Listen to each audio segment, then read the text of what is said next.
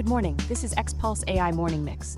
Today is Monday, April 27, 2026. On deck, OpenAI's reported GPT-5.5 release, the Elon Musk versus OpenAI trial kicking off, and big tech cost cuts colliding with privacy questions. Joining me is Orion. Ready to jump in? Ready, let's move. We'll start with models. CoinGate reported on April 25th that OpenAI has launched a new model called GPT-5.5, with limited technical details so far. Orion, what should listeners assume and not assume based on an early report like this? Assume the naming signals a mid-cycle upgrade, likely better reliability, speed, or cost. Don't assume a big capability leap without benchmarks, eval notes, or official docs. With thin details, the smart posture is watch for model cards, API pricing, and whether safety and tool use behaviors changed. If GPT 5.5 is real, what's the first practical signal you'd look for? Changelog substance. Does it reduce hallucinations, improve long context retrieval, or boost agentic tool calls? Also, does it shift default behavior, like refusing less or following instructions more tightly? The boring answer is the most important: stability. Knowledge work loves fewer surprises. So, treat it like a software release until proven otherwise. Exactly. And if the only thing that ships is a new number, congrats, we all got a new number. Staying with OpenAI, Christian Science Monitor reports the Elon Musk lawsuit against OpenAI went to trial starting today, April 27th, centering on promises around nonprofit structure and governance. Orion, what's the heart of this dispute? It's about commitments, what OpenAI's leadership and founders promised about a public interest mission, and how that squares with commercial expansion. Courts will look at governance documents, representations, and fiduciary duties. Basically, whether the structure evolved in a way that violated obligations or expectations. Does a trial like this change anything beyond OpenAI? Potentially, yes. If the court draws clearer lines about mission claims, control, and who benefits, it becomes a template for other AI labs, especially those blending nonprofit language with for-profit scale. Even without a sweeping ruling, it pressures everyone to tighten governance and disclosure. What should we watch for in early days? Testimony, documents, or something else? Documents, emails, board minutes, and agreements will matter more than rhetoric. Also watch remedies. Is the ask damages, structural change, or constraints on commercialization? That tells you whether this is symbolic or operationally disruptive. Now the money side. Outlook Business reported on April 26th that Meta and Microsoft announced large job cuts as they pivot to heavy, multi-billion-dollar AI spending framed as part of a roughly $700 billion industry push. Orion, what pattern are you seeing? Reallocation. Companies are moving headcount from mature products and middle layers into compute, data, and agent-focused product teams. The message is, we'll buy more infrastructure and build more automation, even if that means fewer people maintaining legacy surfaces. For people inside these companies, where's the safe work heading? Closer to revenue and closer to the models, infrastructure efficiency, developer platforms, security, and applied agent workflows that can be measured. If your project can't justify GPU time or show a usage curve, it's vulnerable. Do you buy the idea that layoffs are necessary to fund AI? It's partly narrative, partly math. Compute bills are real, but so are margin expectations.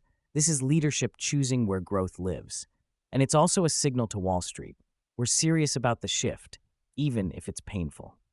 Still at Meta, Jefferson City News Tribune reports on April 26th that Meta is installing tracking software on U.S. employees' machines to capture mouse movements, clicks, and keystrokes to train internal AI agents for workplace automation.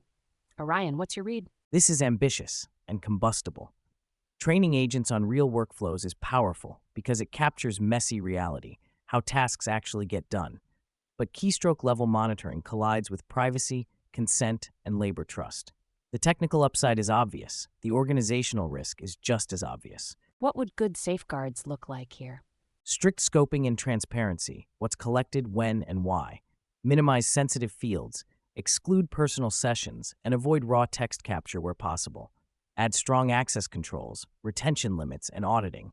And critically, employees need a real opt-in or meaningful alternatives. Could this become a broader trend beyond Meta? Yes.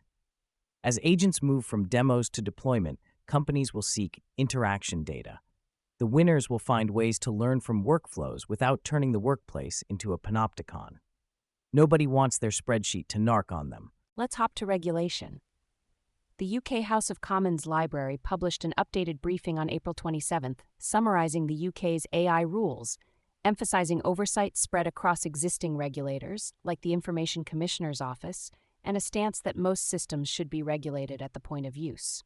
Orion, translate that into plain English. It means don't expect one mega regulator for AI. If you use AI in hiring, consumer services, healthcare, or finance, you're dealing with the regulator for that domain, plus data protection rules. The compliance burden sits with deployers, not just model vendors. What does point of use change for organizations? It pushes governance into workflows, documentation, explainability expectations, and risk controls tied to the actual decision being made. Two teams can use the same model and face different obligations depending on context, data types, and user impact. If you're rolling out agents in the UK, what's the one thing you'd tighten first? Data handling. Know what personal data the system touches, where it goes, and who can retrieve it. Then add monitoring for drift and misuse. Regulators tend to care less about your prompts and more about outcomes, accountability, and whether users can contest decisions. Rapid fire to round things out. Intel earnings, Google enterprise adoption, cloud chips, a China model preview, an Anthropic access scare, creator tooling funding, healthcare research, and one very large, lightly sourced fundraise. Orion, start with Intel. Indexbox, citing Yahoo Finance coverage, says Intel beat first quarter expectations, with its data center and AI segment up 22% year over year to $5.1 billion, reported April 27th. It's incremental traction, still a turnaround story, but the AI revenue line is finally moving. Enterprise adoption, what caught your eye? Tech Market View on April 27th says KPMG adopted Google's Gemini Enterprise across about 90% of its workforce, deploying more than 100 agents in the first month. That's a serious rollout pace, and it suggests the agent framing is landing with big services firms. On infrastructure, and then a couple of risk notes. Indexbox reports April 27th that AWS Trainium chips are seeing traction, with claims of about 30% cost performance improvement versus NVIDIA GPUs for some training workloads and next-gen capacity fully reserved. Meanwhile, CNN on April 26th says China's DeepSeek previewed a model aimed at OpenAI, Anthropic, and Google. Competition keeps widening. And the security and funding blurbs? Hit us. A Substack security briefing by Nicholas Rhodes on April 26th alleges unauthorized users accessed Anthropic's Claude Mythos via URL guessing. If true, it's a reminder that access controls are product features, not chores. CXO Digital says Comfy UI raised $30 million on April 25th to scale creator tools.